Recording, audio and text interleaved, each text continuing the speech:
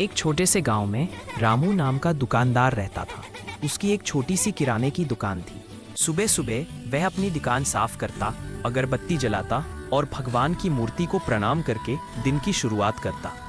रामू का एक ही नियम था, सच बोलो और किसी को धोखा मत दो।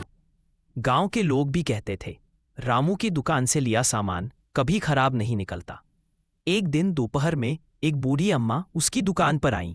उन्होंने कहा, बेटा, मुझे 1 किलो चावल दे दो, पर मेरे पास 5 रुपए कम है, कल दे दूंगी।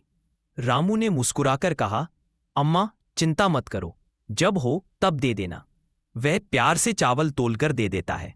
जब अम्मा चली गईं, कुछ देर बाद रामू को एहसास हुआ कि उसने गलती से 1 किलो से ज्यादा चावल दे दिए थे। वो तुरंत थैला उठाकर अम्मा के घर गया और बोला, अम्मा गलती से ज्यादा चावल दे दिए, ये लो बाकी वापस। अम्मा की आंखों में आंसू आ गए। वो बोली, बेटा, आजकल तो कोई कम भी दे दे तो पूछने नहीं आता, तुमने तो ज्यादा वापस कर दिए। रामू ने मुस्कुराकर कहा, अम्मा सच्चाई ही सबसे बड़ा लाभ है।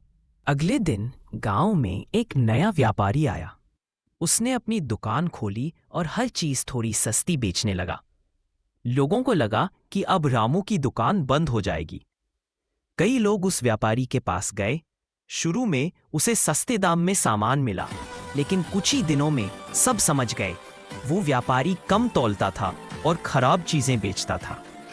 धीरे धीरे लोग से रामू की दुकान पर लौट आए।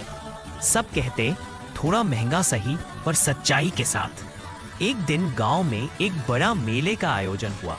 सरपंच ने कहा, गांव के सबसे ईमानदार व्यक्ति को सम्मान दिया जाएगा। सबका नाम सुझाया गया, पर अंत में पूरे गांव ने एक साथ कहा, रामू दुकानदार को ही सम्मान मिलना चाहिए। रामू को मंच पर बुलाया गया। सरपंच ने माइक पर कहा, रामू की ईमानदारी ने पूरे गांव का नाम रोशन किया है। ये इनाम सिर्फ उसके लिए नहीं बल्कि उसकी सच्चाई के लिए है। रामू की आंखों में आंसू आ गए। उसने हाथ जोड़कर कहा, मैं तो बस इतना जानता हूं, अगर हम सच्चे रहे तो भगवान भी हमारी दुकान संभाल लेते हैं। ऐसी ही वीडियो देखने के लिए हमारे चैनल को लाइक, शेयर और सब्सक्राइब करना मत भूलिए।